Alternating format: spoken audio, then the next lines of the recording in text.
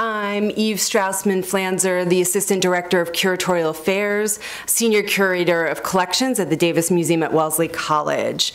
And it's my great pleasure to welcome you to our third Davis Discoveries series.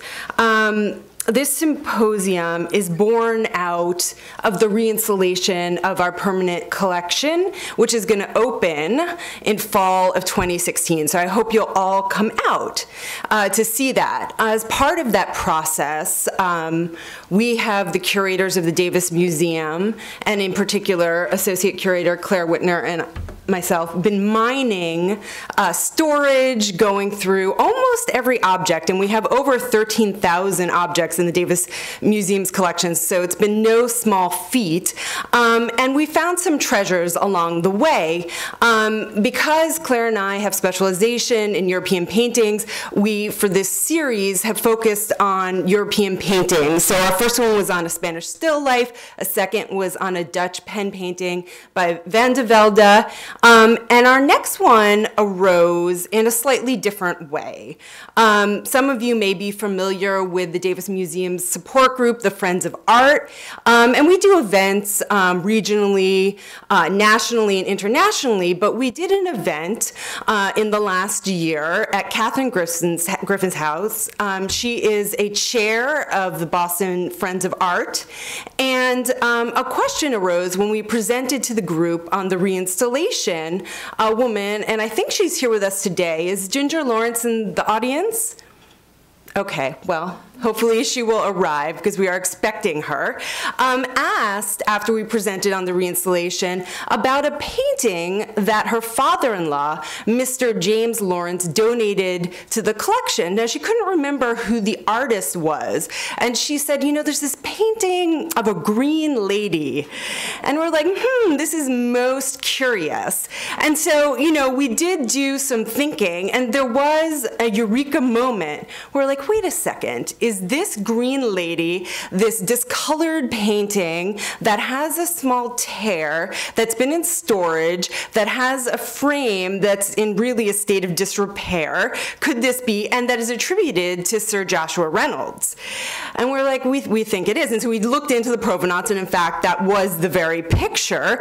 And we decided it was already on our list of works to be submitted for conservation treatment. And so really, it was that sort of mystery of the green lady and this question that brought us really here to this moment, and to people that were instrumental in both, you know, researching who the sitter is, the attribution, the conservation of the picture, and then the conservation of the frame. And so I think, you know, without further ado, I should mention that this program will go from 3 until 5. We'll have 3 speakers, and I think the best way to do it is that each of the speakers will speak for around 20 minutes, and then we'll save time at the end for questions. As well, the picture in question, which I'm sure you're all very interested in seeing in person, is on view on the 2nd floor in the museum. And so when we go over for the reception, we can go up and take a look in person and maybe even ask some more questions and have some more musings about it in front of the actual work. So, without further ado, thank you all for attending again, and I would love to welcome today's first speaker. Cassandra Albinson is the Margaret S. Winthrop Curator of European Art at the Harvard Art Museums. She was formerly Curator of Paintings and Sculpture at the Yale Center for British Art, where she also earned her PhD at Yale University in 2002 with a dissertation on portraiture of aristocratic women in the Victorian period. Cassandra specializes in British and French art of the late 18th and 19th centuries, with a particular focus on portraiture. So that makes her a perfect speaker for today. And Cassandra, can I please welcome you to the podium? Thank you so much.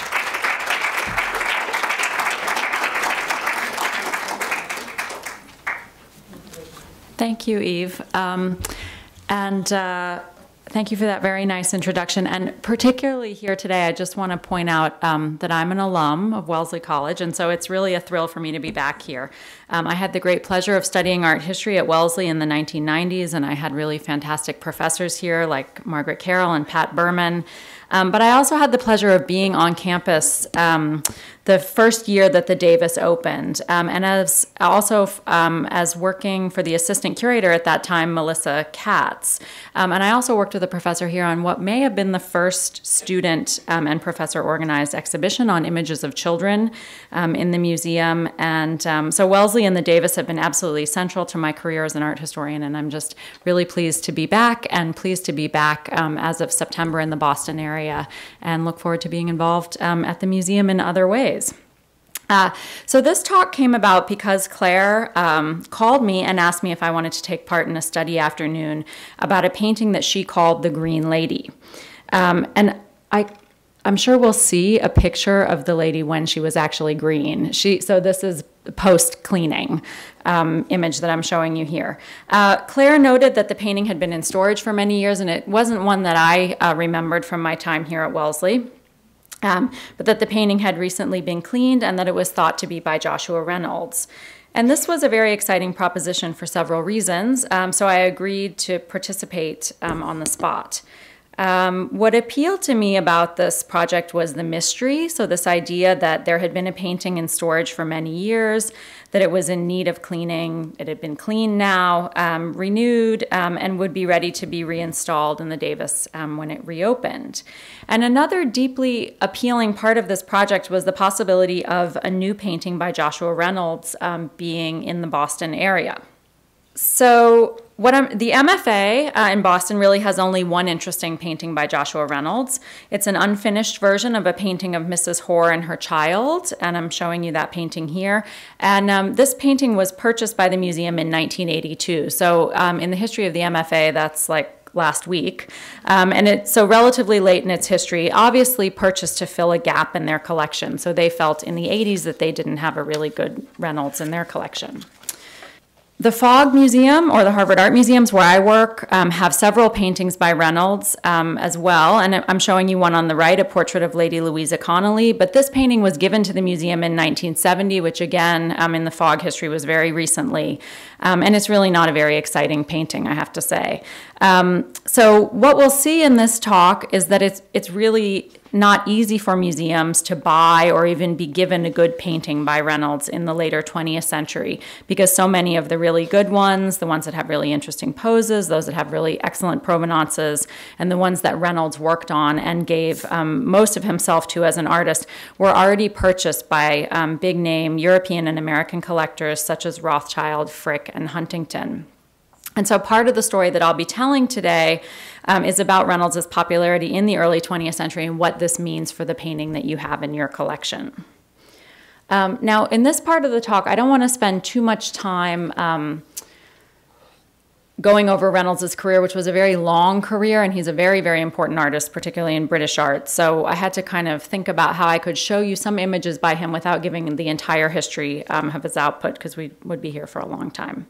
So this, I'm showing you an early self-portrait by Reynolds here, and he was really the most influential painter in Britain in the 18th century. And as we'll see, he remained a touchstone figure well after his death in 1792, and his popularity with other artists and with collectors really never waned. And that's not true of a lot of artists of his period. A lot of them went out of fashion very quickly after they died. Reynolds was born in Plymouth, England in 1723, the son of a schoolmaster, and he had a good education and showed an aptitude for art, although his parents had hoped that he would be an apothecary, which is sort of like a pharmacist, and was a good, good earning and fairly high status job in 18th century England. And Reynolds, I think they may have been onto something with this, because he really remained, and we'll probably hear a bit from Teresa about this, he really remained an experimenter all of his life. He loved mixing different materials to create the colors and the finishes on his paintings. His parents did agree, however, to apprentice him to a portrait painter, Thomas Hudson, in London. And so Reynolds was trained before the foundation of the Royal Academy. So many of us think of students, particularly in the 19th century in Britain, going to the Royal Academy schools to be trained. But Reynolds was the first president of the Royal Academy, so there were no Royal Academy schools for him to attend when he was studying. And so he studied with Hudson, and there he learned how to prepare canvases and paints, paint accessories and costumes, and also copied a lot of his master's works. So this is an early, very, very early group portrait by Reynolds. It's at the Metropolitan Museum of Art. It's a little stiff, but you can already see, I think, his interest in the creation of movement in paintings. So what you're seeing is a brother and sister, and then the brother's tutor here on the right. And you can see the tutor Reynolds has pictured him as if he's turning away from explaining something to his charges, as if to engage with the viewer. And this is something that's, it's an unusual way of representing a group in painting during this period. So there's the Reynolds self-portrait again. Reynolds was very influenced by Rembrandt, and you'll see as we go through some of these images, he was very interested, as I said, in injecting a sense of movement into the paintings, but also rejecting this kind of plain frontal pose that was much more common with artists like Hudson. Here I'm showing you a drawing by Hudson on the left, and a portrait of another artist, of one of Hudson's artist friends. And you can see even in this pose in the painting on the right that Hudson, I think means to a certain extent he's successful in making this a sort of a jaunty pose of his fellow artist leaning on a chair, but it's still much more static than some of the things we're going to see Reynolds doing. So Reynolds, like many artists, traveled to Italy. This was really the goal of all artists during this period, and he went and studied work particularly by Renaissance artists. The patron who helped Reynolds to get sort of launched him on the first part of his trip to Rome was a man named Commodore Keppel. And so when Reynolds returned to London, he painted this portrait of Keppel sort of on spec, and it was available in his studio for people to come and look at.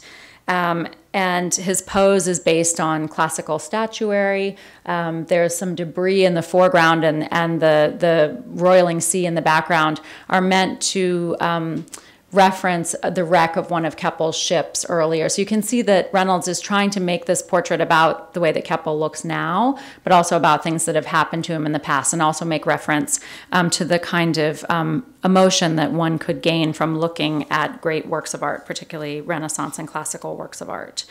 So out of works like this, Reynolds developed his theory of what he called the great style of painting, which he would later promulgate through his lectures at the Royal Academy. He wrote that the great style endows a work with, quote, intellectual dignity that ennobles the painter's art, that lays the line between himself and the mere mechanic, and produces those great effects in an instant, which eloquence and poetry and by slow and repeated efforts are scarcely able to attain. So in this quotation, we can see that Reynolds is very concerned with the question of instantaneity.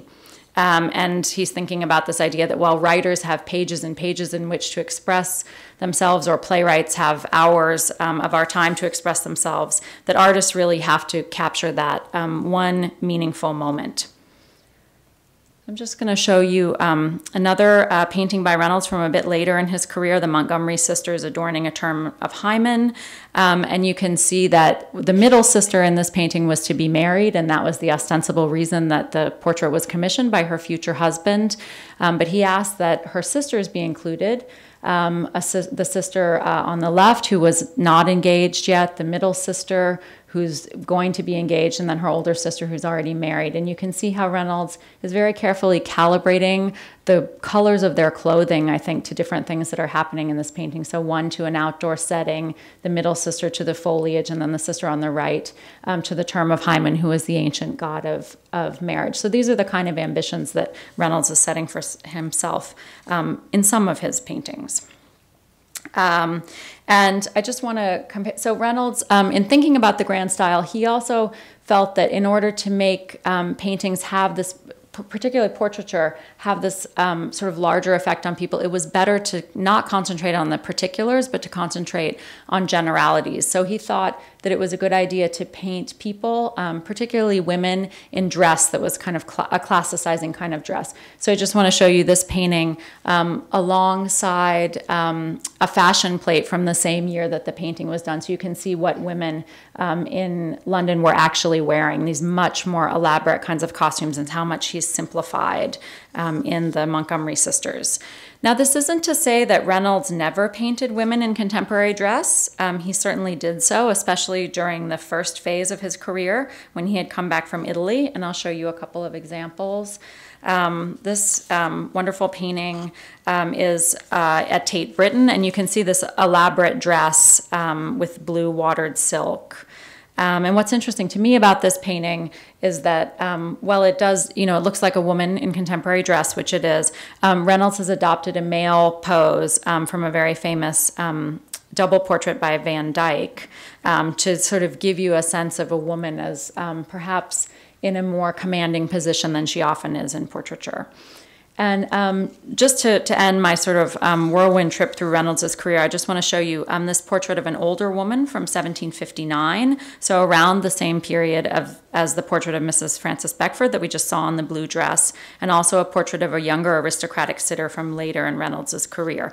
And you can see they're both dressed in fairly contemporary dress, but the different kinds of moods that he can portray in portraiture. So the older woman is shown with her sewing materials, and I think the detail that he's bringing to the costume, to the setting, is made to make us think of her, possibly her own attention to detail and care in what she's doing, and so to give some kind of indication of her inner life or her character, which was a very important thing in the 18th century. And the painting on the right was meant to refer to a very famous Rubens painting of his wife's sister that now is in the National Gallery in London. So Reynolds is not only tweaking the conventions of portraiture as practiced by artists before him, like Hudson, but he's really making each of his best portraits be both about the sitter in question and also about larger questions of history or suggestions of the attitude of the sitters. So to return to the Davis painting, what I want to talk to you about now is how we look at a painting that was made more than 250 years ago, and how we as art historians decide what we think about it. And what I mean by this is how we decide. So firstly, what are we really looking at? Are we really looking at an old painting? Is it possible we're looking at a newer painting that was made to look old? We see the costume, which seems to suggest the 1750s, but we always ask ourselves, is this really an older painting, or is this something made to look older? And the second question we can ask ourselves is, what artist do we think painted the painting in question? Now, we as art historians don't have to ask this second question if we don't want to, but for many of us, if we look at enough paintings in the course of our training and our working life, we might find ourselves, and I have certainly found myself, taking this sense of delight, and this is a word that Reynolds used a lot when he talked about his own work. This idea that he was having people pose in like the Van Dyck pose that I showed you, where one could recognize that and take a sense of delight in understanding what he was doing in his paintings and references that he was making. So I think in some ways, for art historians trying to figure out who painted a painting can be a similar type of experience. So I think it's particularly difficult, although it's not unusual in a museum setting particularly, to think about these things in a sort of open and inquisitive way when a painting already has the name of an artist attached to it. And in the case of Wellesley's Green Lady, that name is Joshua Reynolds, and we've seen how important he was for the development of British art. How important he was for the development of portraiture of deeper meaning and inflection in 18th century Britain.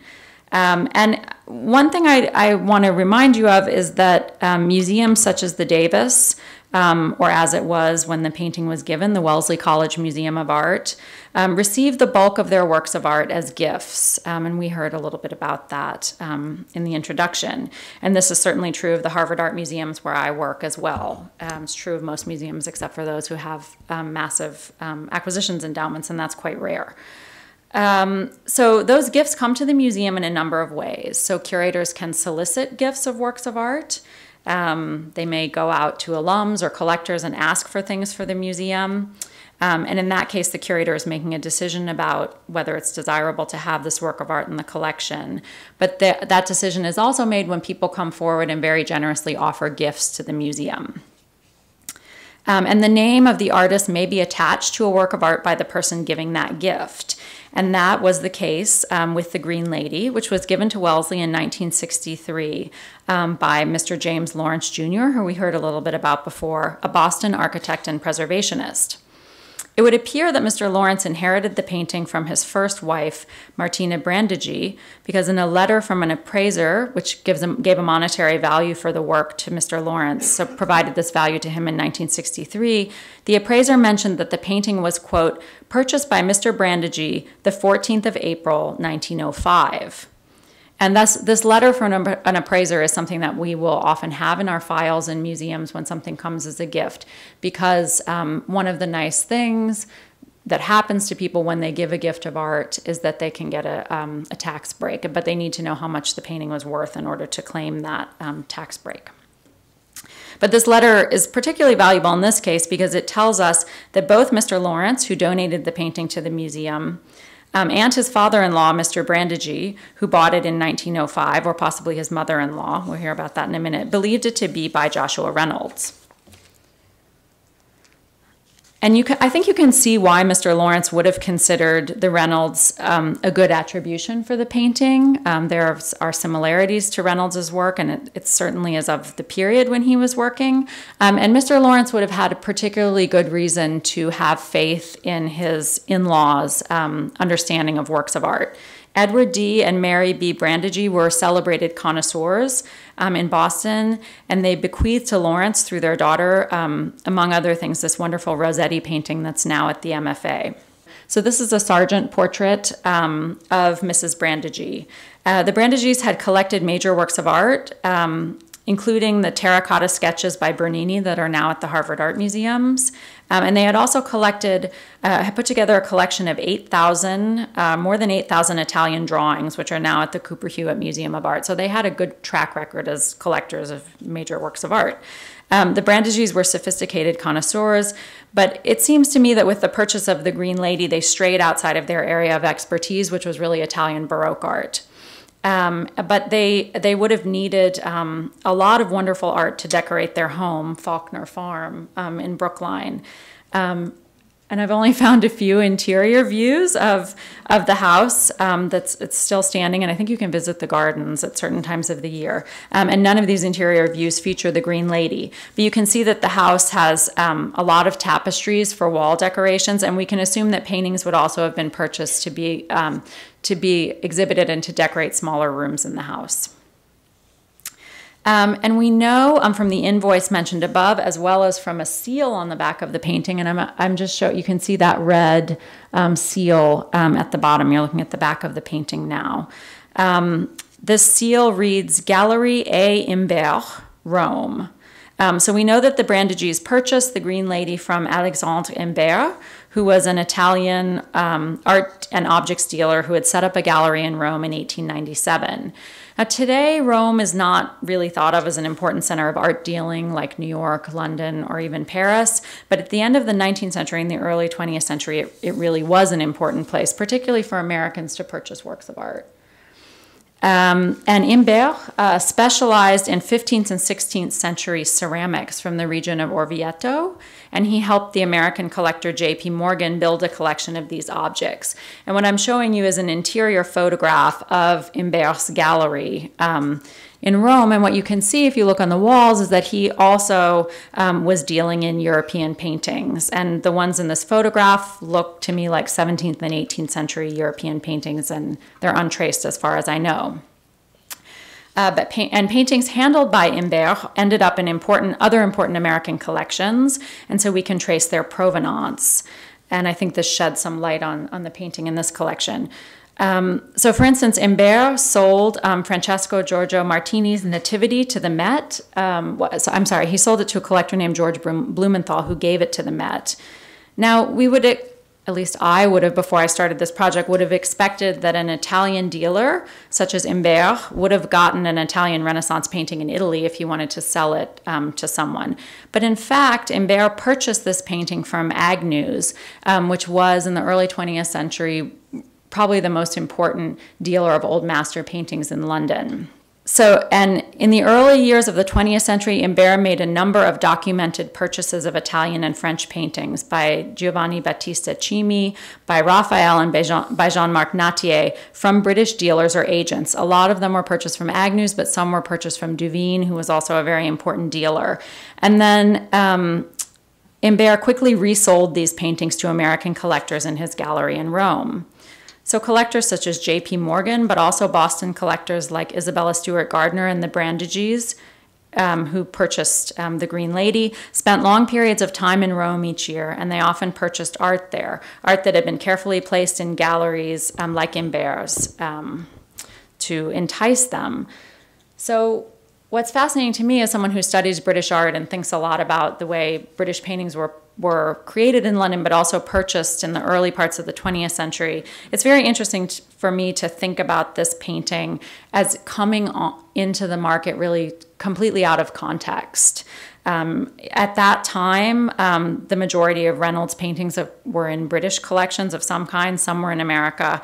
But in Italy, in the early 20th century, when the Brando Gs purchased the painting, the closest Reynolds would have been the artist's self-portrait in the Uffizi collection in Florence. So there wasn't much to compare it to when it was purchased in Rome. And I think that's why the Brando Gs and perhaps even Imbert were very convinced that this painting was by Joshua Reynolds.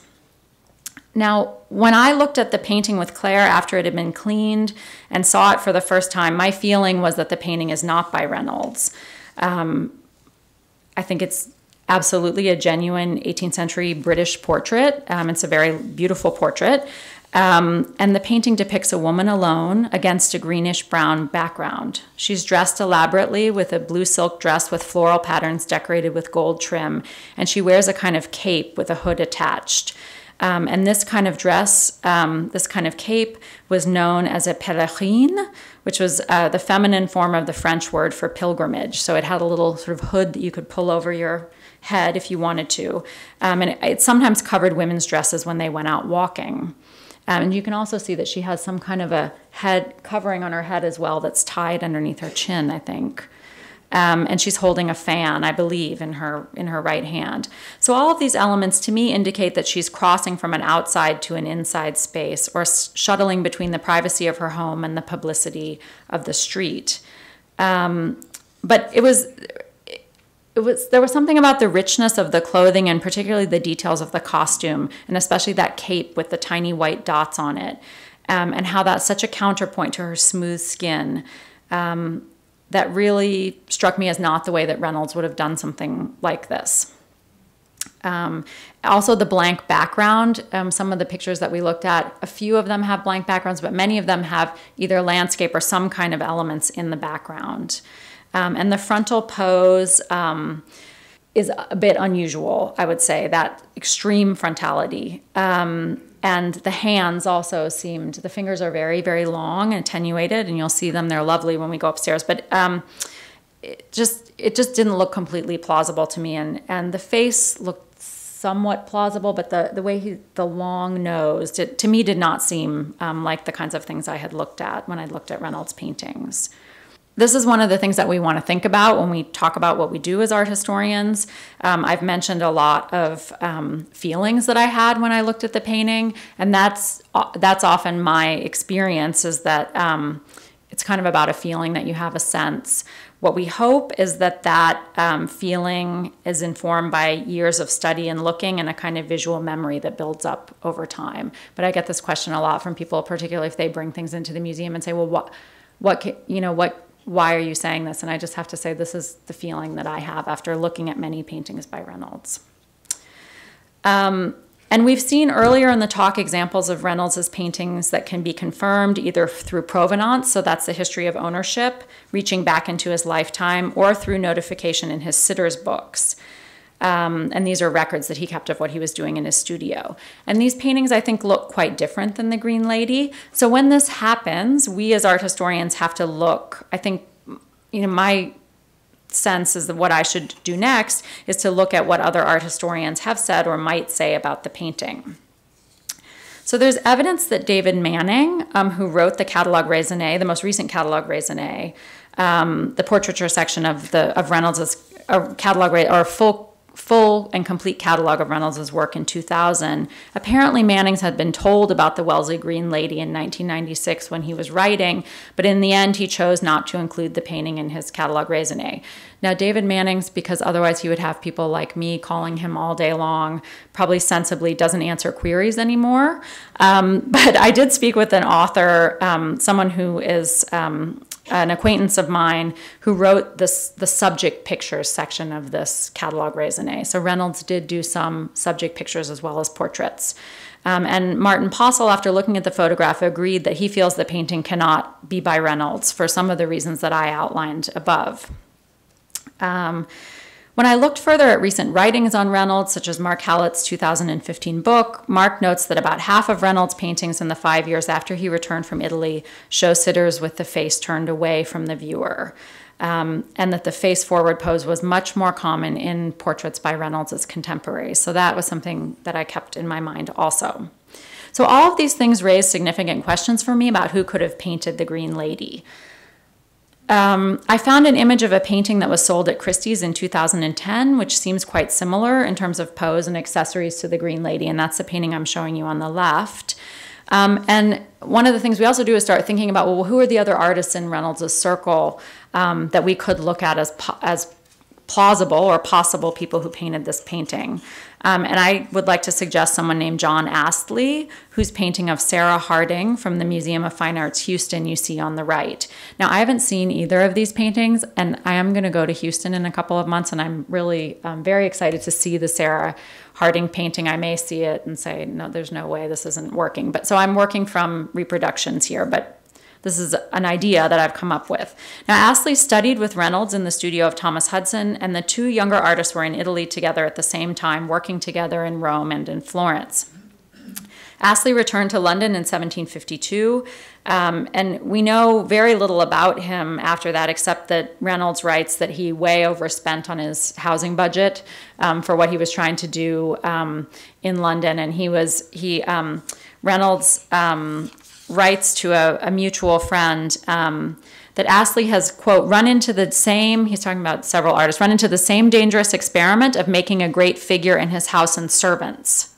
Both of living at great expense, he's obliged to dispatch his pictures as fast as he can in order to receive the cash so that their first pictures, which they were exposed by and which their reputation was to stand or fall, were slight, indigested, and incorrect things. Now, I don't think that this is the case with the Green Lady. I think it's actually a very nice painting. But this is someone who's, Reynolds is criticizing him for having to sort of rush things through to market at times.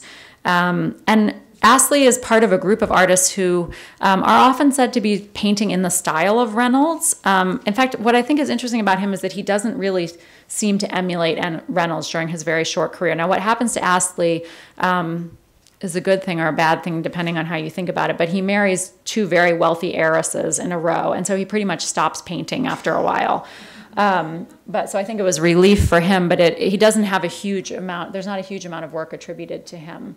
But I just want to show you the paintings here so you can get a sense of what I'm thinking about. But there were many artists around Reynolds, and you guys have a wonderful example here. This is a painting by Francis Coates from the Davis collection, where you can see they're really trying to emulate Reynolds, so using the same kind of pose of looking off into the distance, that kind of classicizing dress. I think what's happening in The Green Lady is different than that. It's kind of a more original touch in some ways, although Coates is a fantastic artist, but he's not trying to make a painting that looks necessarily like a painting by Joshua Reynolds, which is interesting to me.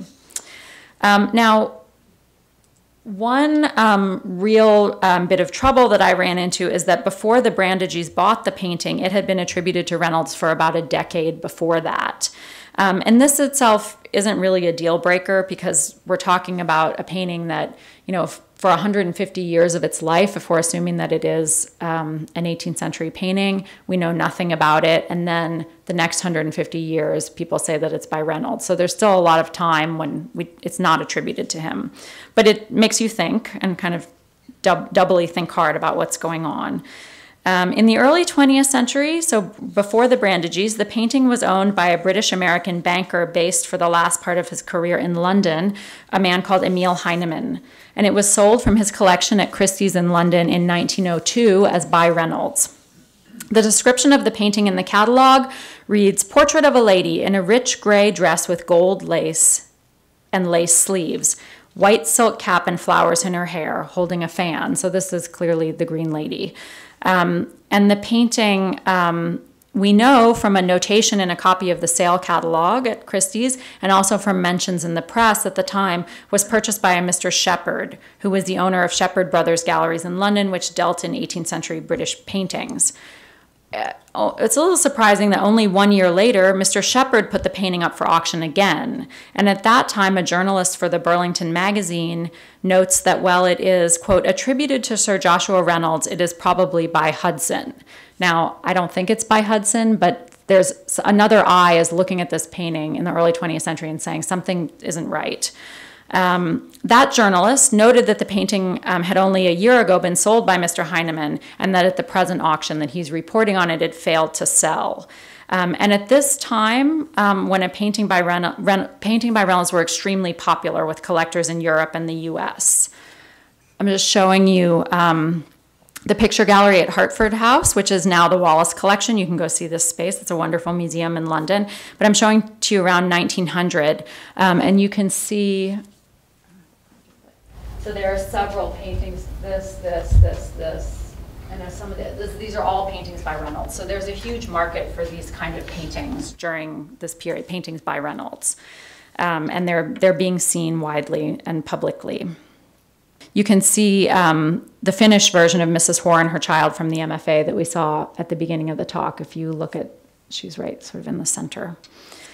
So this makes the Green Lady's failure to sell at auction suggestive of some kind of a problem, if that's indeed what happened.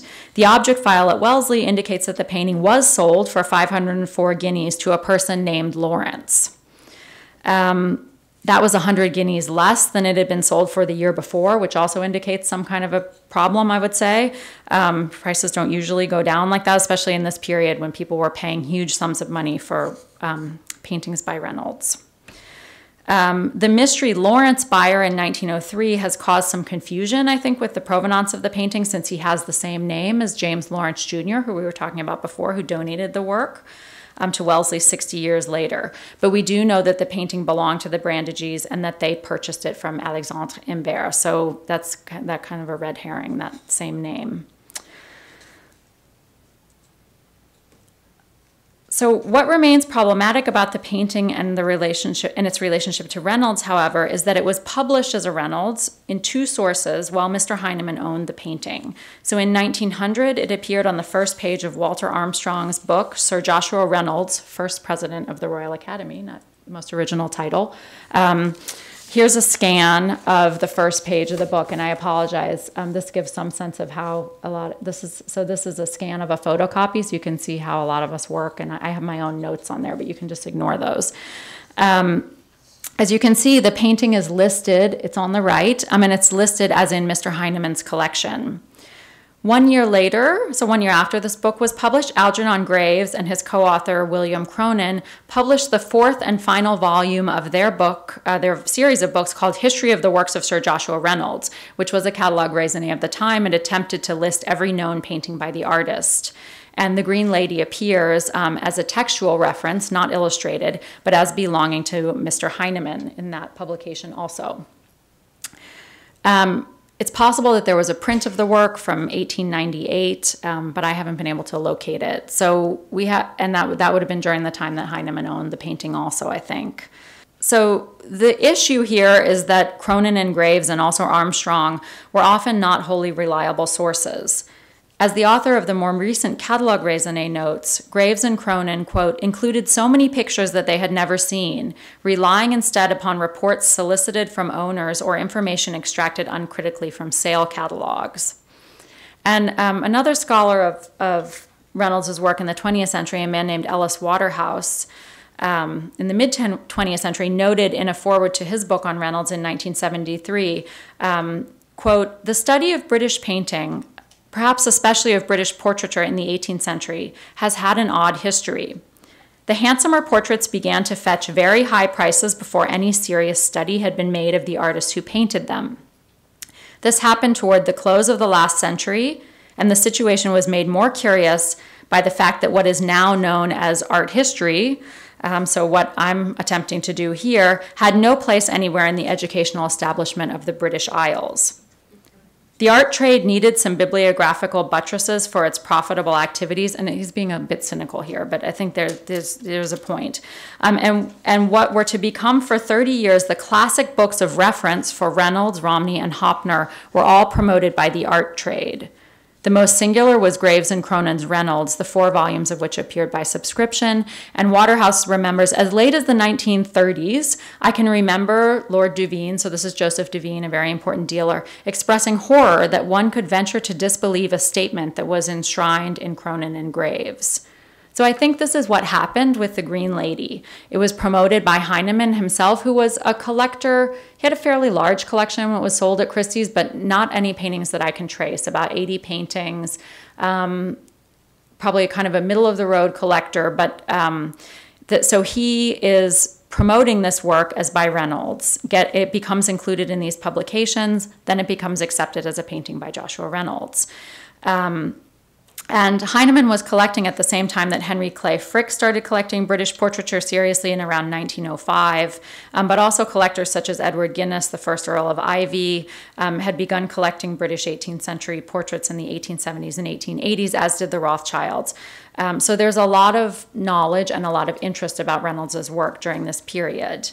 And they reached prices that were very, very high for this period. And this isn't the case for Reynolds, but certainly for some artists like Coates, they reach prices that they still have not equaled to this day. That's not the case for Reynolds, but it was a very hot market for this kind of material. So I know I have about 1 minute left, but I just want to return back to the Green Lady herself and see what we can make of her if we want to think about letting go of this label by Sir Joshua Reynolds.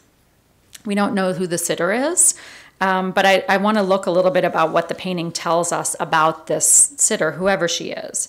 We could think about her age, income level, position in society. She's not pictured with children, so to me it's likely that she maybe doesn't have children. She doesn't really appear to be wanting a pendant portrait, so a male portrait. There could, if she was married, there could be a portrait of her husband, so it's possible she's a younger woman. I think we're meant to admire her beauty, to engage with her directly.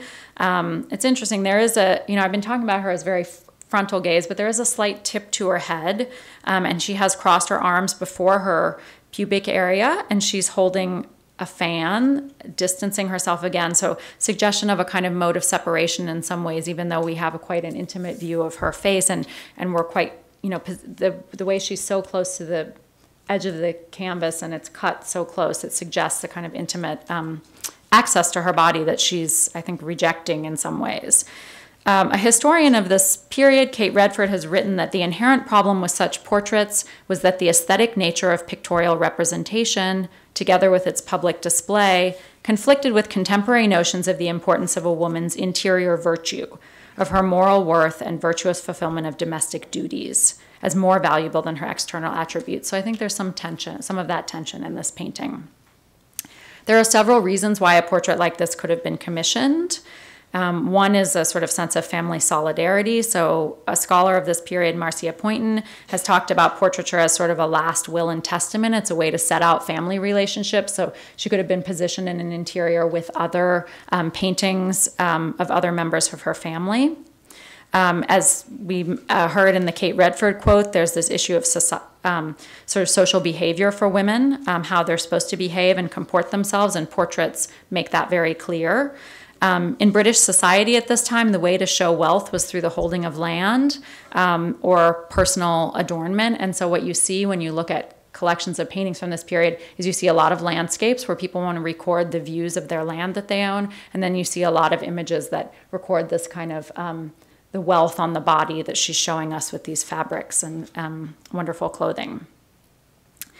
And particularly in the 1750s, I think portraits of women of this kind are really setting out a definition of Britishness that's very much in opposition to the growth of the British Empire during this period. So this is a period when the British Empire, though we think of it as a 19th century phenomenon, it's really happening during this time. Many of the people that we looked at had large plantations in Jamaica. They were very large slave owners outside of Britain, so their slaves weren't in Britain with them for the most part. But there's a way of sort of setting the British figure as in opposition to that darker black figure. So I think that's something important to keep in mind also.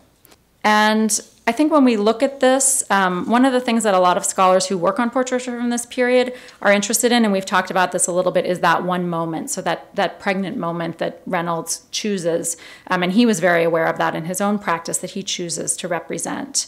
So if we think that this is a portrait, and I do think that it is, so it's a real sitter, I think we would never know who this is probably, but that there was this moment of interaction between the artist and the sitter. And portraiture is really dependent on that occasion or that moment when the artist and the sitter face one another. The 20th century art historian Hans Georg Gadamer, in his Truth and Method, has talked about the occasionality of portraiture. And Harry Berger Jr. talks about these kind of portraits as in some way a sort of a collaboration between artist and sitter, and that they're making decisions together, we think, about how the final painting was to look. So we may never have any indication of who Heinemann or Cronin and Graves or Armstrong or Imbert or Mrs. Brando G thought that this sitter was. But we might want to evaluate the painting from this point of view, not hoping to recover her true identity, which, as I said, I think is impossible, but rather to recover what the Green Lady might have wanted to express in having her portrait painted. And so in that way, I do think really it's a perfect portrait for a teaching and learning collection at a women's college like Wellesley. Thank you.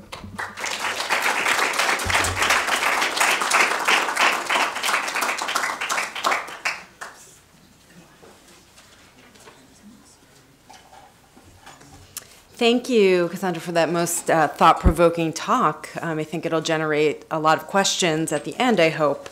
Our next speaker, Teresa Carmichael, received diplomas for the conservation of easel paintings from the Courtauld Institute of Art in London and the Center for Conservation and Technical Studies at Harvard University. She is a member of the International Institute of Conservation, the American Institute for Conservation, and the New England Conservation Association. She has been in private practice for 25 years and is the owner of Carmichael Art Conservation. Teresa, thank you.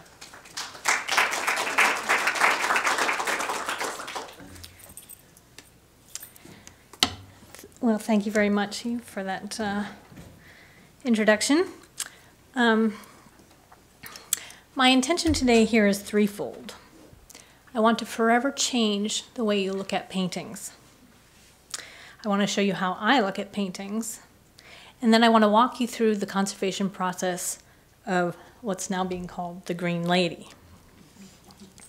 My disclaimer is that it used to be a lot more fun to go to art museums with me than it is today, and then maybe it will be after you hear all I have to say. I used to be able to go and look at the rendition of a beautiful lady and enjoy it for what it was, or sit and ponder how it made me feel. But today, when I go into a gallery and I see a badly buckled painting, or one that has been in-painted by what looks like it was been painted by a blind person who through no fault of their own was unable to match color, or a painting with a varnish so shiny that I can only see a reflection of myself, well, then that is all I can see. When you were a child, did you like to take things apart and see how they were made? Well, that's a little bit like how I look at a painting. There are at least 8 things that I want to know when I look at a painting.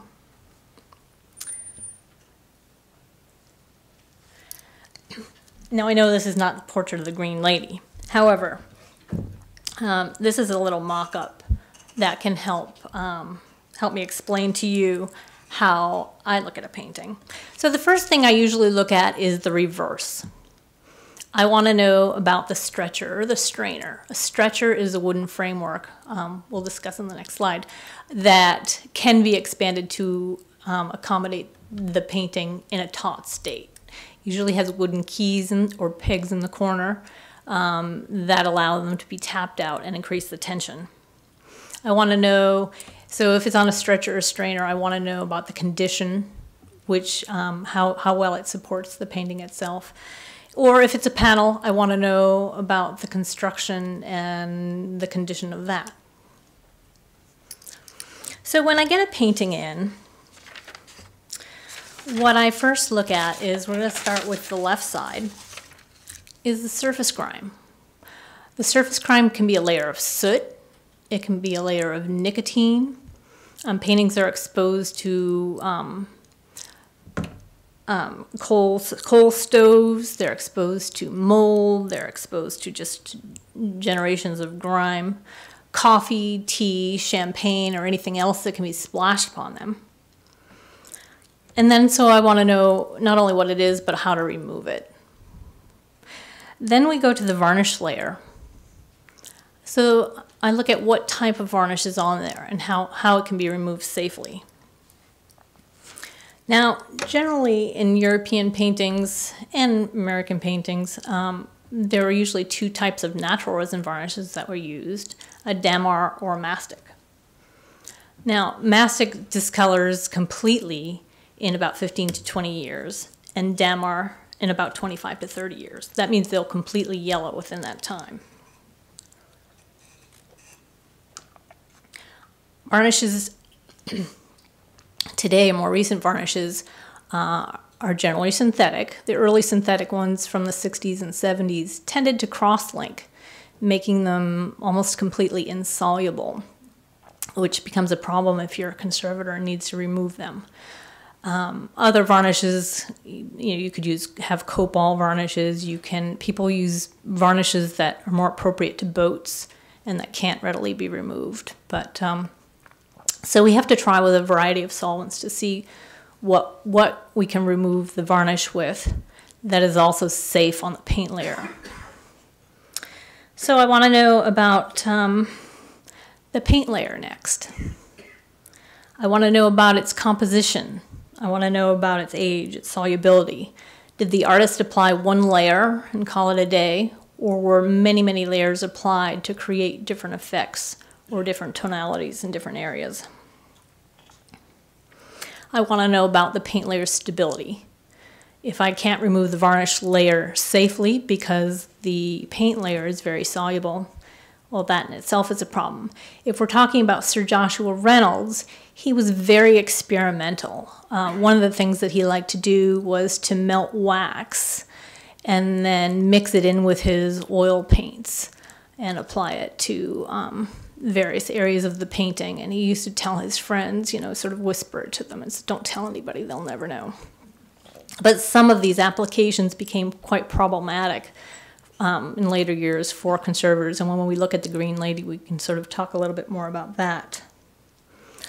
Usually when there's a painting that's of any age at all, you can be almost completely sure that it's going to have been worked on numerous times throughout its history. If it isn't, it's surely a fake.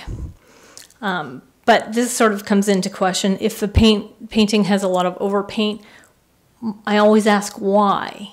Whether the painting had a recurring flaking problem, whether things are altered.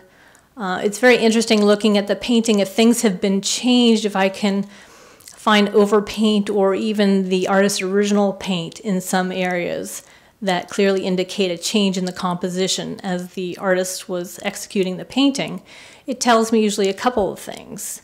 It's probably not a fake because if something is a fake, they're not going to alter the composition. And several things come to light when there are changes. So in terms of overpaint too, we want to know about the solubility. Paintings only more recently were restored or conserved by a method in which they can be readily reversed. The philosophy of conservation today is that all the methods and materials that we use are readily removable or reversible without harm to the original, and it wasn't always the case. Up to relatively recently, artists were often the ones who would restore the paintings, and they would use oil paint. And oil paint, particularly if there's no varnish layer in between, or if, just over the years, they become very close in solubility. So you can't necessarily then remove one without removing the other. So that's fairly problematic. But, things happen. I mean, a carpenter will come into your house and, going down the stairs and turning the corner could put the ladder through a painting. That's happened. The grandchildren come over and kick off their shoes and oops, the shoe goes through the painting. There's so many things. I mean, we've had many paintings that have just been in divorce and I guess they get whipped across the room and just have multiple tears. We had one painting that came in that someone must have, needed an impromptu gift and then just painted a portrait with a guy with a champagne glass on it, to give it as a present or something. And then come to find out there was, a rather nice painting underneath it. Generally, we use our eyes and then microscopes also to discern overpaint from the original paint. Solubility is an issue. Usually, the overpaint is different in nature from the original paint. Then we move on to the ground layer. The ground layer and underlayers, which color and influence the layers of paint on top. Now, as paint layers age, they become more transparent. And in the case of the Green Lady, where we'll discuss the green tonality, comes from an underlayer of terra earth, or the green color that was often put below flesh to usually increase the shadows and the tonality of the paint. But in the case of the Green Lady, we'll see some changes in the underlayer. With the priming, I want to know whether it was lead white, as was once used, whether it's a rabbit skin glue with pigment in it, whether, as in more modern paintings, it's an acrylic gesso. So I want to know what it's made of, because all of these things are going to change what I use to remove the varnish, because of course we don't want to remove the paint or the priming or the underpainting, so on. Then when it comes down to the canvas on the right side of the picture here, I want to know about the structure. If it's linen, I want to know about the weave of the fabric and the weight of the weave. I want to know about its condition, most importantly. If it's a panel, I want to know also the construction of the panel. I want to know which direction the grain is, and whether the end grain is absorbing moisture from the atmosphere, and the warp of the panel, whether it's a central cut of the panel, which would eliminate warping, and so on. And then I also want to know if the painting is lined.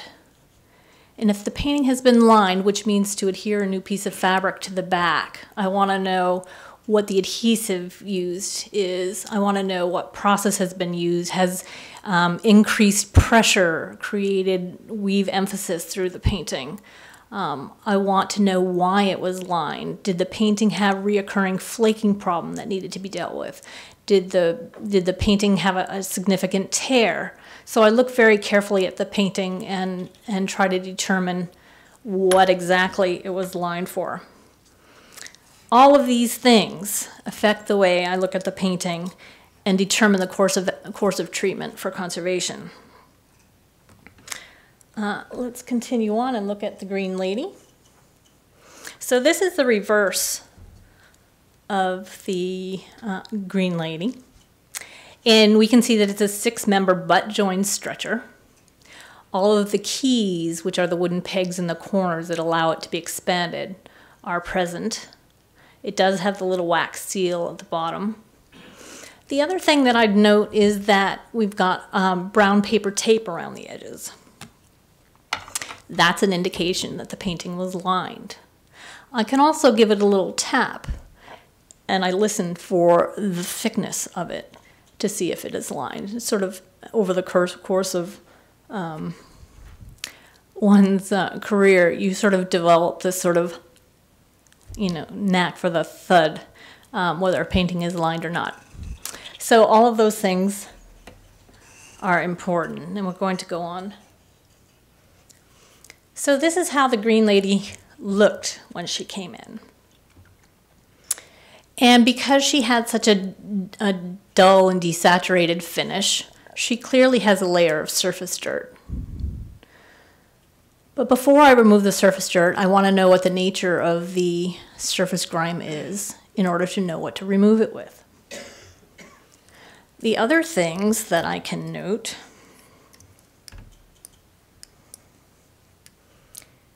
is she seems to have some overpaint here above her head. She has a tear, a small tear here, and a small tear here, which you'll see in subsequent slides. Her background seems fairly uniform coating. There's a solid color, and that too will change.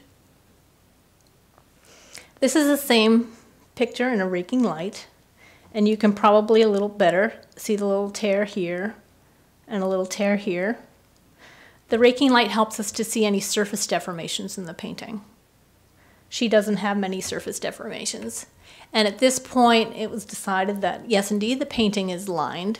The little tears were incurred by something poking the painting from the front. You can, in the little areas that are torn, see that there is another layer of fabric there. But I can also determine at this point that the animal glue adhesive that has been used to line this painting does appear stable throughout. It isn't actually even separated around the areas of the tear.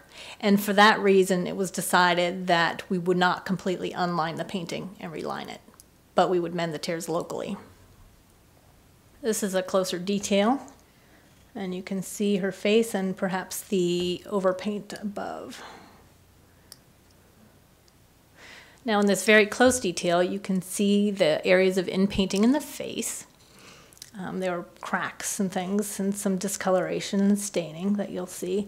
And you can also a little bit more clearly see this area above her head in which we just sort of have a darker stain.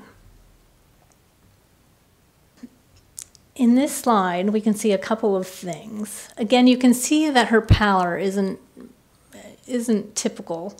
So we can ascertain that she does have a discolored varnish as well. This is before any cleaning is being done.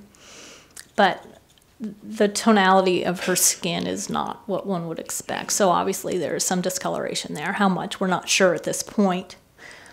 Also, as I said, when I'm questioning whether or not when a painting is lined, why it's lined, I looked very carefully to see any evidence of tears. And there are some areas of deformation in her proper left wrist. Here you can see a little bit more clearly the small tears.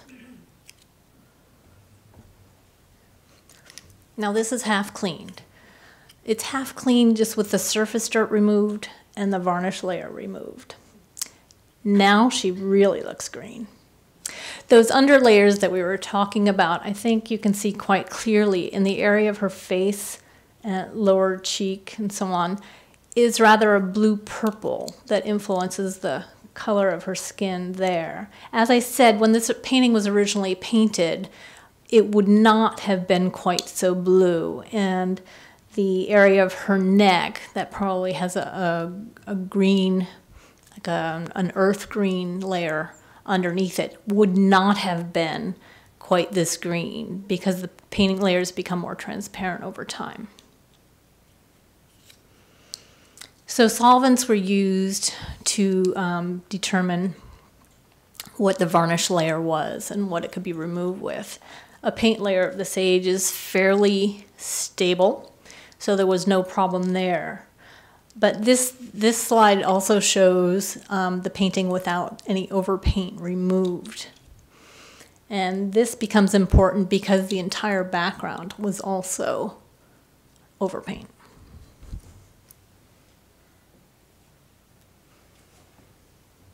This is just a detail showing the same. And a little bit closer. Now in this slide, you can not only see the one on the left that's partially cleaned, but now we can see on the right, I don't want to blind anyone with this, you can see not only that there's a great deal of overpaint that's being removed in the background, but also you can see that part of her bonnet had been covered up by overpaint. You can also see the stain, the degree of staining in the face.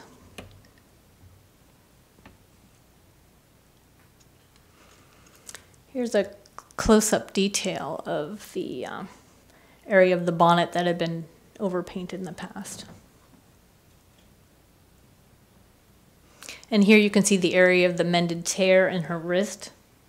So the tear mend here was quite stable because it was bumpy. The areas of fill were somewhat removed, and a little bit more adhesive was added to the area of the tear.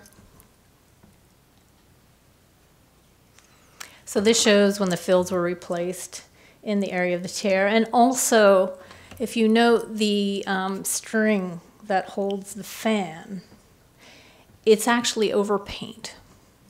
It was texturally different than the rest. And you could see under the microscope, but you can see quite clearly with your eyes, there's a little stub that's original and in keeping with the paint on the rest of the fan. But this has been added later and is very waxy by comparison. So here she is before in-painting. And as I said, the entire background was overpainted. It was very different in solubility from the original paint. You can probably see a little bit that there's a little bit of a halo going on here, which would not have been unusual for Reynolds. He did block in his background and then left the face of his figure with a little bit of a halo around it. This is not very strong in this painting, but the original background is thinner and has a little bit more, goes from light to dark than just the solid background that had been added. You can also see here that the tears have been mended. On Cassandra's slide of the reverse, you could see the little tear mends on the reverse. One of them went all the way through the canvas, but they were both mended, and one of them was patched using a little bit of Japanese tissue and some synthetic resin. Here's another detail before in painting. So after the painting's been cleaned and filled, we always apply an isolating varnish layer, which separates the original painting from any in-painting that we do. All of the materials, that we use are readily reversible. You could go into the gallery and take a little bit of alcohol and remove anything that we've done. I wouldn't recommend that you do that, but it is safe to remove without harm to the original.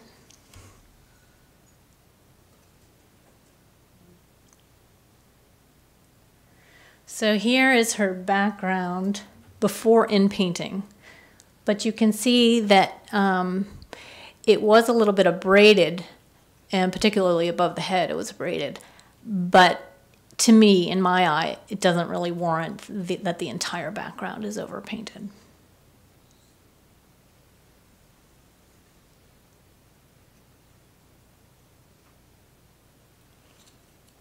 Detail on the right side. There's her tear again. And this is after treatment. So I did want to mention a couple of things. There was a little bit of pentimenti. Pentimenti is when the artist changes his mind during the execution of the picture. There was a little change in this finger here. There was a little change in this line of the drapery. and the area above in the bonnet didn't count because that was overpaint from a restorer in the past.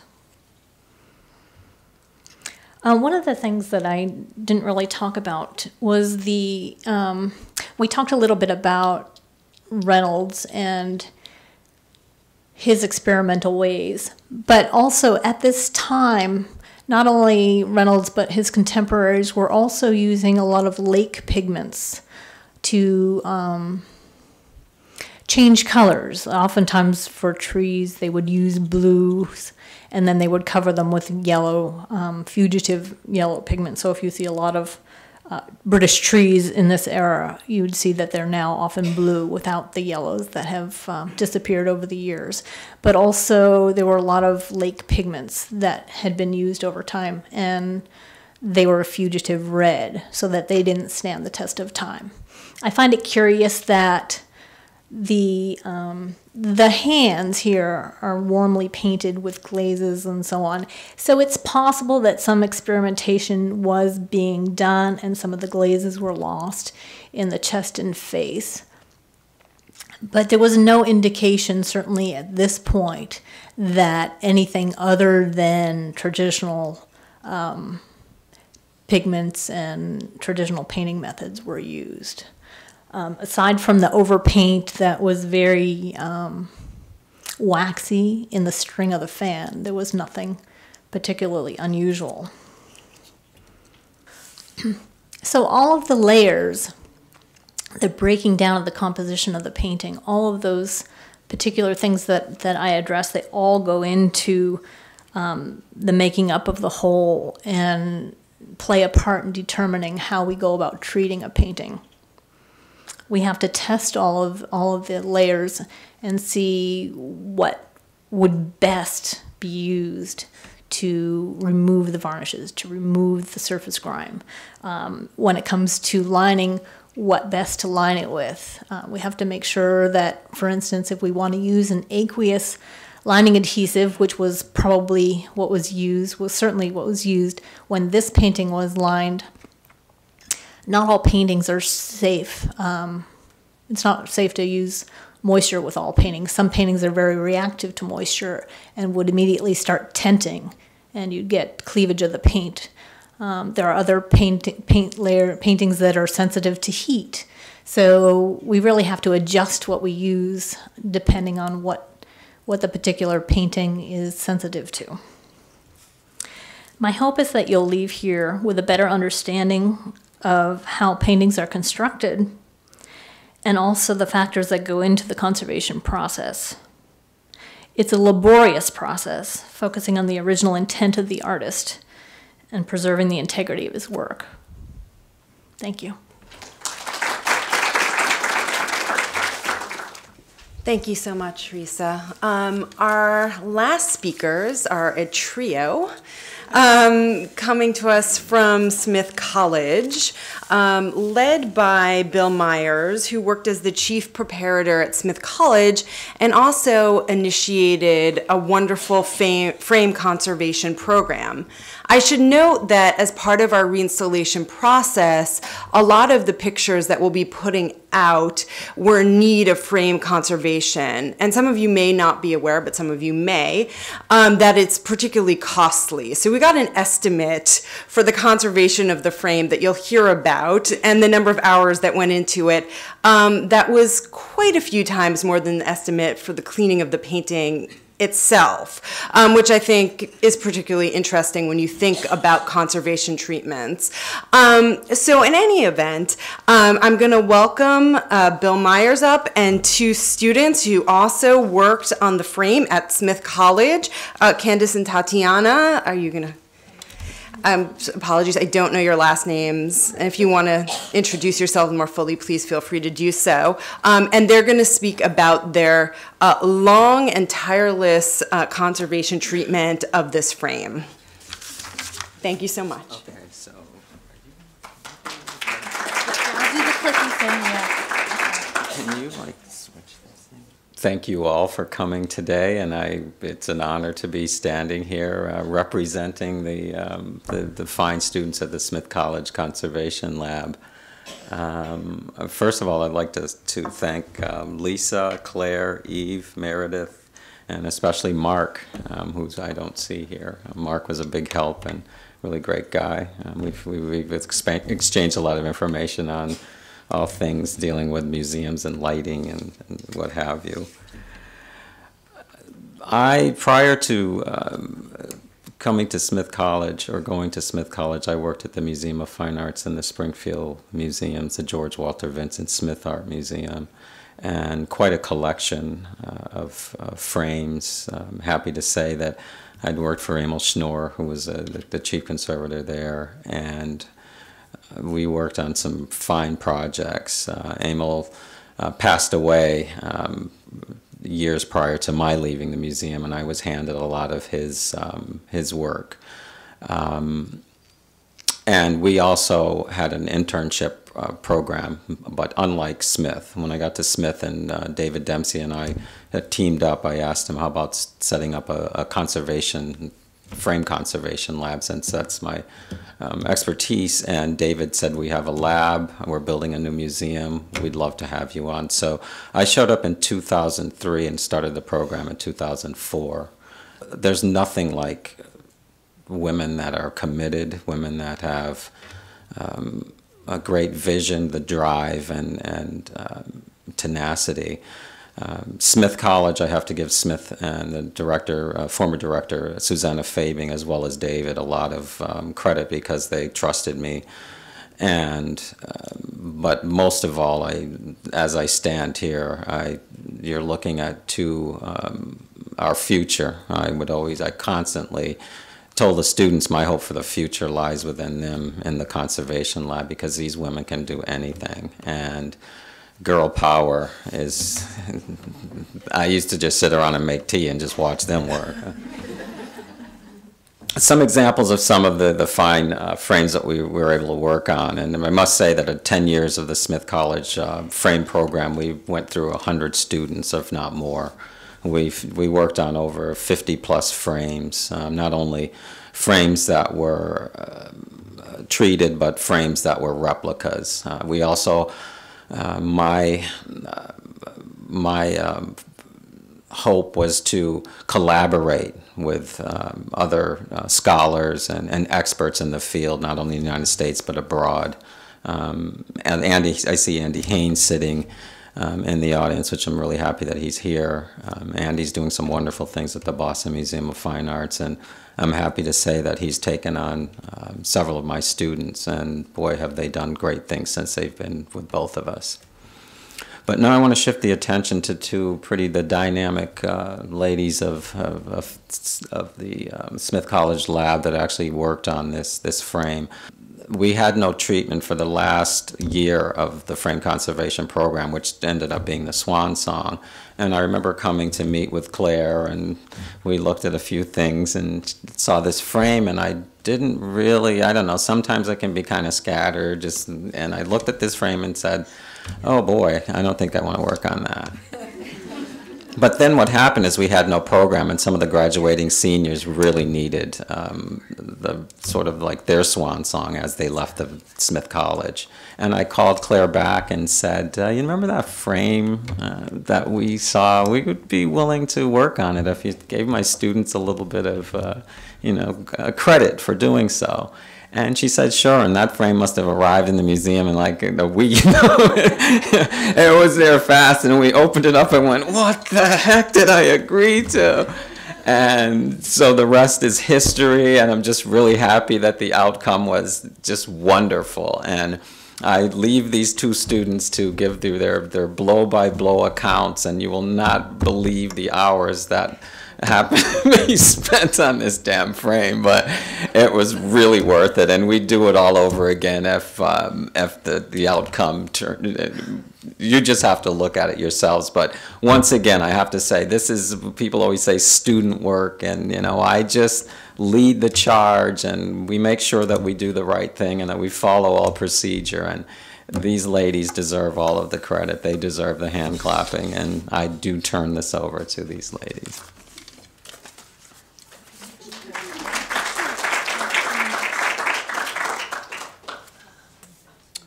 Can everyone hear me?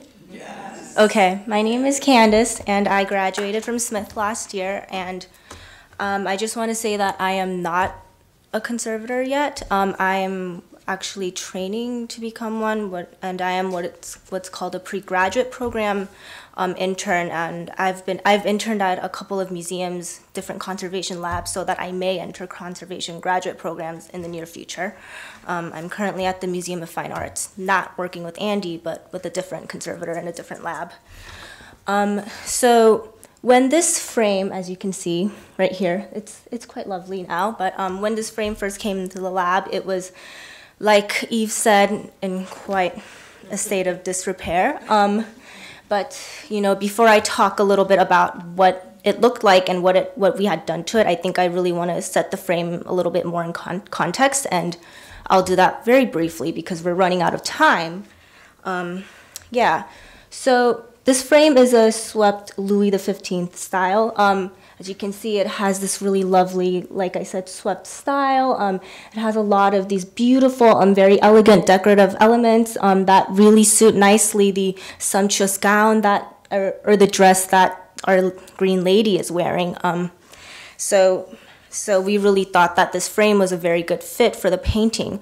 However, because this painting is believed to have been painted in the mid-1700s, we didn't think that this frame was actually an original to the painting.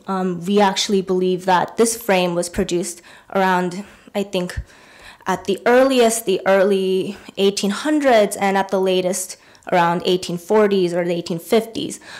That's because we believe that this frame was produced when frame making, or a lot of furniture making also, was becoming very industrialized, more systematic, like I said, much more industrialized. And we figured that out by, you know, looking at what the frame was actually made up of. And before we do any treatment, what conservators might do, or they have to do, is really examine what the material components of the objects are, what they're made of, how they're made, before, you know, doing anything, diving into any testing or treatment. And we examined the frame first, obviously through just our eyes, but we also, with the help of a microscope, we were able to examine kind of the underlying structural components or the materials making up this frame. And we found that the nails that are holding the frame together were also of an industrial age. They were iron wrought, they were made with machines, and that's why we dated the frame to a much later period than the painting actually was composed of, or than when the painting was painted.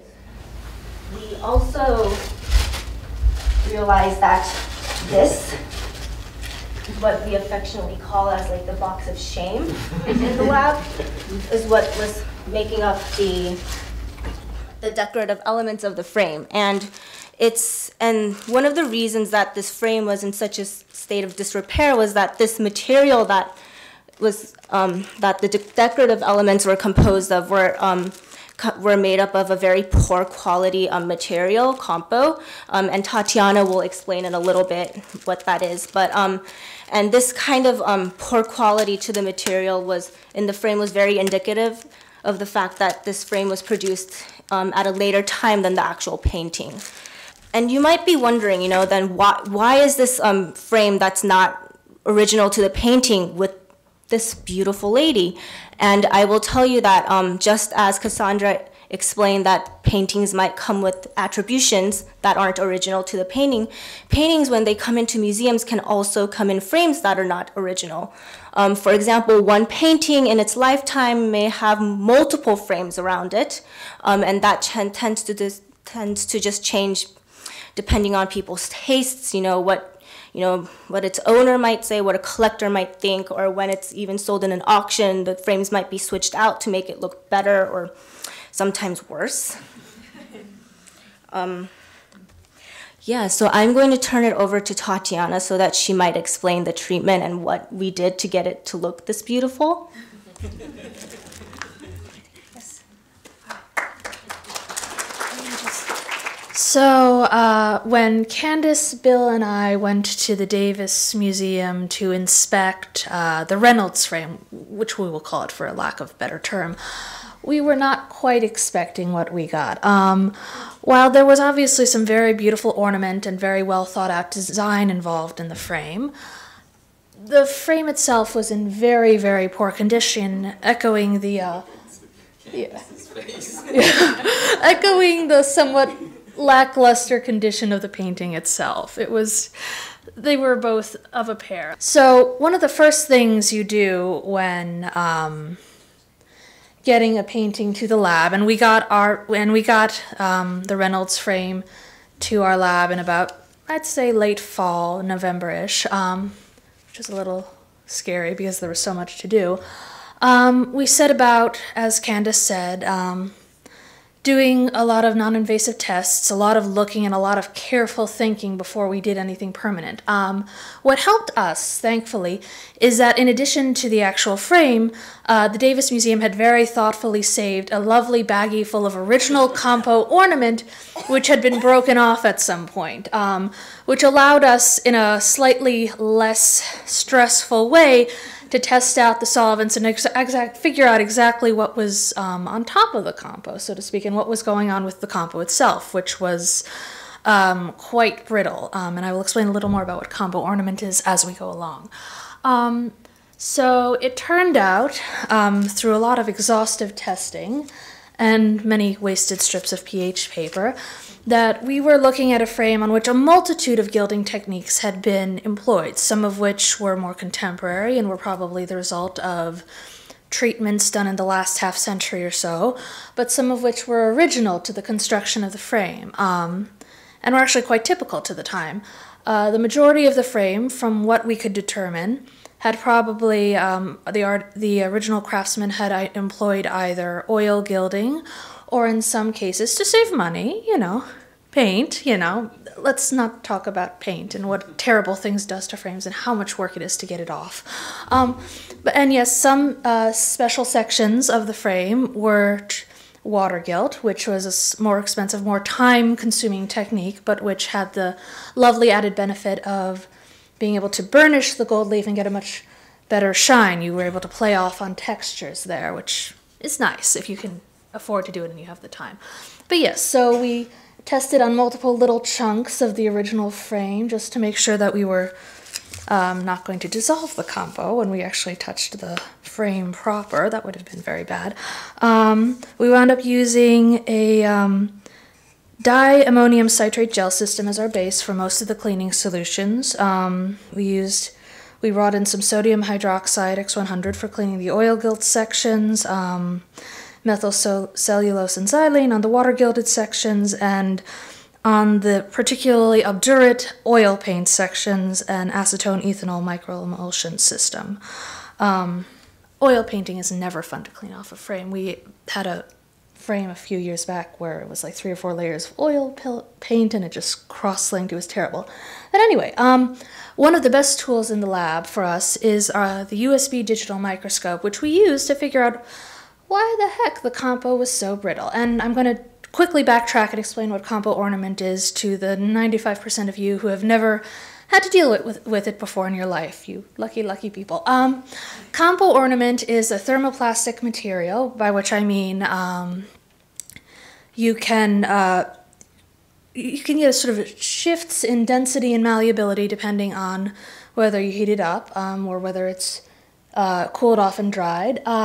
It involves mixing linseed oil, rabbit skin glue, filler, resin, and a multitude of other lovely materials to make something which, when warm or just mixed, has a fair amount of malleability, and you can use it to sort of stretch a sheet of ornament across the edge of a frame. If it's not quite fitting at the corners, you can, treat it a little bit like I guess Play-Doh. Imagine it like Play-Doh for frame makers. And it was one of the reasons why. Backtracking.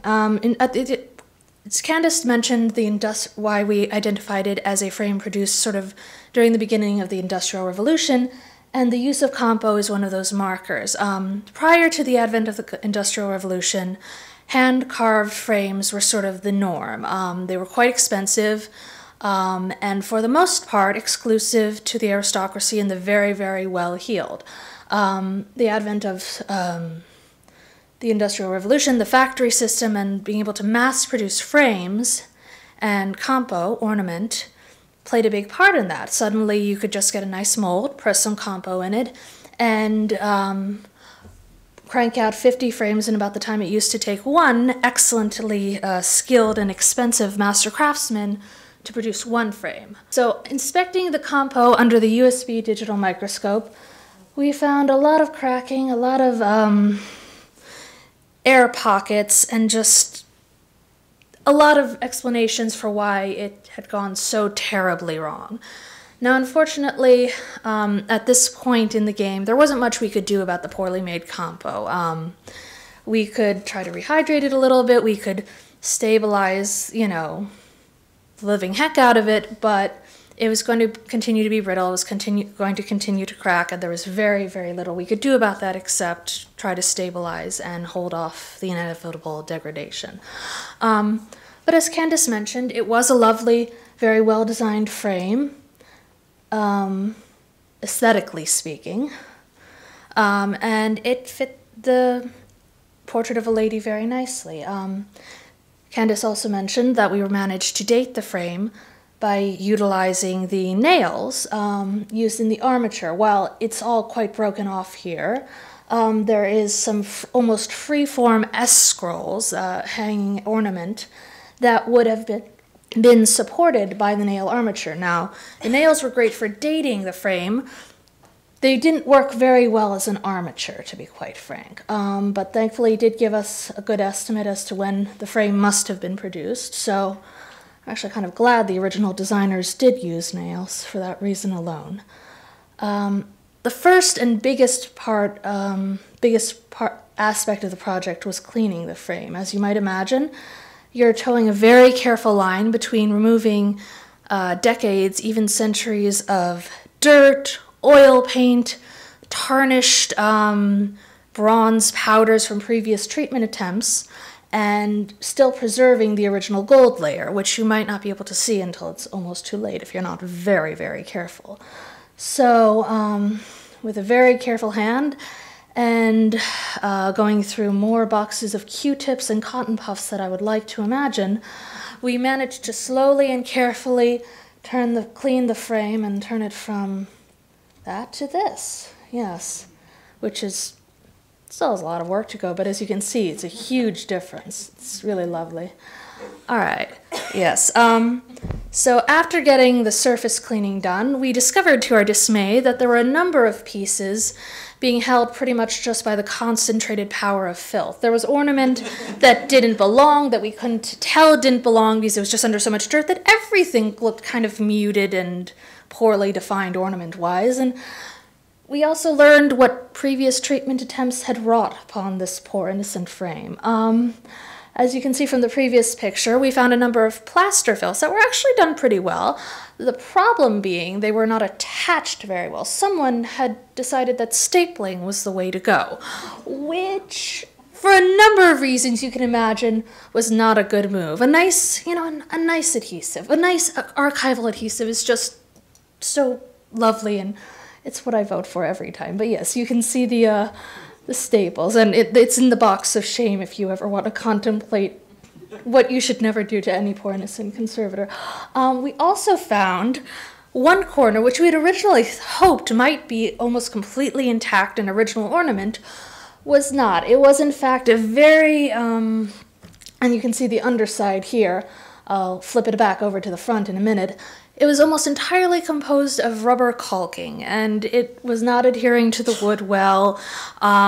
Whoever had cast the ornament had done it very much off scale, so it wasn't going to fit with the line of ornament at the bottom of the frame. Any attempts at working fills in around that corner would have just been disastrous. So with a great deal of care, bated breath, a good support structure underneath, and the gentle tapping of a hammer, Yes, we actually used a hammer. That's the terrifying part. We were able to remove the really bad corner and started scraping off very slowly and carefully with a micro scalpel the remaining schmutz, technical term. No. And then we found even more happily that some of the original ornament in the bags that we had gotten from the Davis Museum fit perfectly in that corner. So it was like the moment in a jigsaw puzzle where you find that critical piece of the sky. Everyone was very happy. And actually, we managed to match all of the major pieces of broken ornament to their correct sitting places on the frame, which we were very pleased by. It saved us a lot of work, and we felt really good about preserving it. All right, so here you can see, once you've got the dirt off, or started to get the dirt off, you can start to see what exactly is going on with the frame, and there were a lot of attempts made at conserving it and repairing it, and they were good-hearted attempts, but they didn't understand the materials, and a lot of the times it felt like very kitchen sink. They just grabbed whatever was on hand and just threw it on board, as evidenced by the UPS sticker in the corner. I'm not even joking. We looked at a UPS sticker, and everybody was just like, I don't even know what's happening here. Yeah, some left, some cried. You can also see something I'm going to talk about a little bit later. The miters, where the two sections of the frame meet, for those of you who aren't familiar with frame terminology, had started to crack apart, and in part, this was due to how the frame was originally constructed, but we believe the previous treatments was accelerating the problem. A lot of poor choices of fill materials had sort of crept in between the cracks and were pushing it apart. And then, and this was sort of the triumph of bad fill materials, we, after cleaning off a great deal of dirt from what we thought was just a really badly reconstructed corner, someone had grabbed all the broken pieces of ornament and just sort of thrown it back in, we found that they had gone one step further and secured everything with Bondo, automotive car body filler, to those of you not familiar, which, besides being terribly acidic, it shrinks and cracks at a terrible rate and really shouldn't be used, at least according to their website, for any bits of damage more than 1/4 of an inch in depth. So on many, many levels, that was just a bad idea. Very slowly and carefully with a scalpel, we managed to excise the bulk of it. Unfortunately, it was a very fragile corner, and so there's probably some traces of Bondo left in that corner. I apologize to any future conservators, but we didn't start the fire. There you see we're starting to put in more of the broken pieces of ornament. It's really nice when we were able to reconstruct almost the entire length of that scrolling S-scroll piece of ornament. It's not a good angle, but you can see it a little better later on, because then we come to the next step. After the cleaning, the bemoaning of fill materials, we come to the fun bit, and actually what was, after the cleaning, the bulk of our work. Reproducing the many, many pieces of lost ornament. Now we had to use two mold making systems. This is the more complex. I painted on latex, intermingled with layers of gauze to help with the stability. And we actually have an example of what we used. This was used solely for the corner, and we did like 3 or 4 coats of gauze and latex paint and gauze and latex paint. And unlike the simpler 2-part silicone rubber mold making system that we used for the smaller and less complex pieces of ornament, the corners were a mess. We had essentially one mostly intact corner from which we had to replicate all other 3 corners. And we needed something that was much stronger, much more stable, and we could do a much stronger mold in the round, but also something that was going to get all of the precise, beautiful detail in the corners, which you can see when we go to the museum. It's so much more intricate than any other section of the frame, arguably. The 2-part silicone rubber mold making system, on the other end, the yellow thing down there, much simpler, much easier. We just, mix up 2 little pieces, slap it onto an intact piece of frame. Well, don't slap. But, and 10, 15 minutes later, we were in the position of being able to contemplate fillers. Now, one thing I want to backtrack on, when conserving a frame and you've got missing pieces, you have to think very carefully about what you're going to use as a filler. How is this going to age? Will it work with the original materials used in the frame? What we determined, instead of mixing up new fresh batches of compo, which we could have totally done, was instead we were going to use hydrostone, which is sort of a it's very commonly used in conservation attempts of this nature because it's lovely, it's very dense, it's very hard, and happily it bonded very well with the original compo. It was sort of an overreaction to how brittle the original compo was in part. You know, we wanted something that would stand up to a knife or a large hammer, and we got what we wanted, which is great. And also, because we were pouring it into the mold rather than pressing it into the mold, we were able to get a very nice, very precise replication of the original ornament without too much work on our part, which is always to be hoped.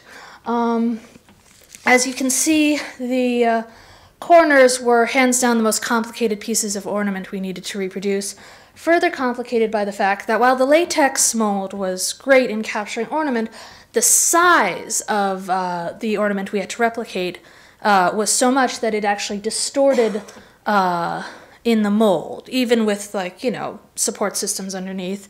So we actually had to, we still used latex mold because it was great, but we had to actually do these corners in pieces, sometimes as much as 5 or 6 carefully shaved down, inserted pieces, to just really get as best as possible an accurate replication of that one original corner we had. Another tricky little bit was replacing the armature. I mentioned that the nails didn't sit very stably in the compo. They weren't a very good armature system.